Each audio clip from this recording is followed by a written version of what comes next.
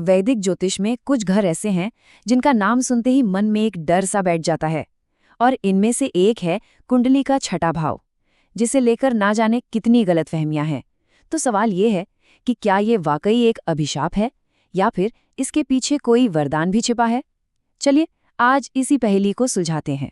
लेकिन आगे बढ़ने से पहले एक बुनियादी सवाल, आखिर ज्योतिष में किसी घर को बुरा कहा ही क्यों जाता है? क्या ये कोई परमानेंट ठप्पा है या फिर इसका मतलब समय और हालात के साथ बदलता रहता है?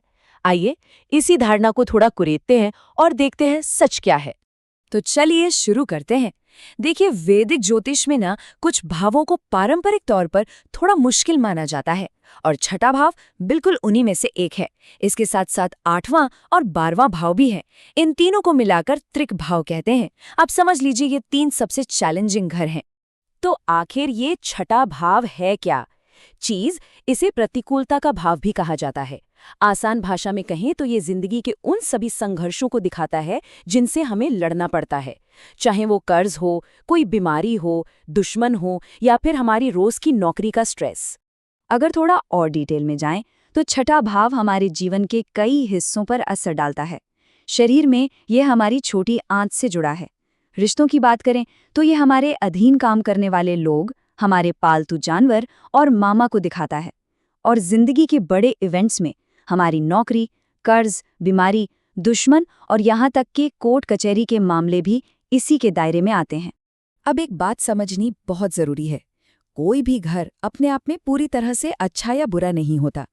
इसकी असली ताकत या कहूँ कि इसका असली चैलेंज तब सामने आता है जब ये कुंडली में कुछ खास ग्रहों के साथ जुड़ जाता है। ज्योतिष में 2 ऐसे कॉम्बिनेशन हैं जो छठे भाव के नेगेटिव पहलुओं को जगा देते हैं। जब छठे घर का कनेक्शन 8वें या 12वें घर से बनता है, तब असल में मुश्किलें खड़ी होनी शुरू होती हैं। ये स्लाइड ना इस विषय की बारीकियों को बहुत अच्छे से समझाती है। जैसे कर्ज का ही उदाहरण ले लीजिए। छठे भाव का मतलब है वो कर्ज जो हम किसी बैंक या संस्था से लेते हैं, मतलब एक फॉर्मल लोन। वहीं 8वें भाव का मतलब है दोस्तों या रिश्तेदारों से लिया गया उधार। देखने में छोटा सा फर्क है, पर ज्योतिष में इसके मायने बहुत गहरे हैं। और जब ये चैलेंजिंग कॉम्बिनेशन जैसे 6 और 8 या 6 और 12 एक्टिवेट होते हैं, तो इसके नतीजे बहुत गंभीर हो सकते हैं। इसमें भारी भरकम कर्ज, दुश्मनों से हार, कानूनी पचड़े, धोखाधड़ी और यहाँ तक कि पब्लिक में बदनामी भी शामिल हो सकती है। छठे भाव की जो बुरी इमेज है ना, उसकी सबसे बड़ी वजह शायद यही है। माना जाता है कि जब छठे और 12वें घर की एनर्जी मिलती है तो ये अक्सर दुश्मनों से हार का पक्का संकेत होता है। लेकिन क्या कहानी बस यहीं खत्म हो जाती है या फिर इस सिक्के का कोई दूसरा पहलू भी है? और यहीं पर कहानी में आता है एक बहुत ही दिलचस्प मोड़। अगर छठा भाव सिर्फ मुश्किलों और परेशानियों का ही नाम है, तो क्या इसका कोई पॉजिटिव साइड भी है?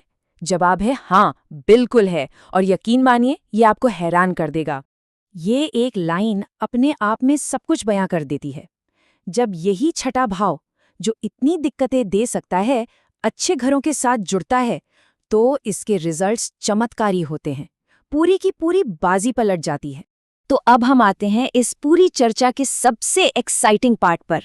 अब हम देखेंगे कि यही बदनाम छठा भाव कैसे जबरदस्त कामयाबी की चाबी बन सकता है। ज्योतिष के ग्रंथों में छठे और 11वें घर के कॉम्बिनेशन को धरती पर सबसे ताकतवर और लकी कॉम्बिनेशंस में से एक माना गया है। मतलब ये नौकरी, बिजनेस और किसी भी तरह के कंपटीशन में टॉप लेवल की सक्सेस का वादा करता है। अच्छा, अब ये टेबल देखिए, ये बहुत मजेदार है। ये हमें बताता है कि जीत के भी अलग अलग लेवल्स होते हैं। अब जो 6 और 11 का कॉम्बिनेशन है ना, वो तो समझिए गोल्ड स्टैंडर्ड है, मतलब जबरदस्त सफलता। फिर आता है 1 और 6 का कॉम्बिनेशन। ये भी बहुत बढ़िया है, किसी भी कॉम्पिटिशन में आपको आगे रखेगा। और हाँ, 6 और 10 का कॉम्बिनेशन भी है। इससे भी सक्सेस मिलती है, पर इसमें मेहनत और थोड़ा इंतजार करना पड़ता है। तो अब तक हमने छठे भाव के 2 बिल्कुल अलग अलग चेहरे देखे हैं। इससे एक बात तो साफ हो जाती है कि इसका नेचर फिक्स नहीं है। ये इस बात पर डिपेंड करता है कि ये किसके साथ जुड़ रहा है, अच्छे घरों के साथ या बुरे घरों के साथ। एक बहुत ही प्रैक्टिकल उदाहरण है तलाक का। ये बेशक एक दर्दनाक प्रोसेस है, लेकिन ज्योतिष की नज़र से देखें तो छठा भाव यहाँ विलेन नहीं, बल्कि एक प्रॉब्लम सॉल्वर का काम कर सकता है। ये एक मुश्किल सिचुएशन से बाहर निकलने का रास्ता दिखाता है। तो ये कॉम्बिनेशन काम कैसे करता है? छठा भाव कोर्ट केस या लीगल प्रोसेस शुरू करता है। 10वां भाव जज के फैसले को दिखाता है, जो एक ऑफिशियल सॉल्यूशन देता है। और पहला भाव जो खुद का घर है, वो इंसान के फिर से सिंगल होने और एक नई शुरुआत करने का प्रतीक है।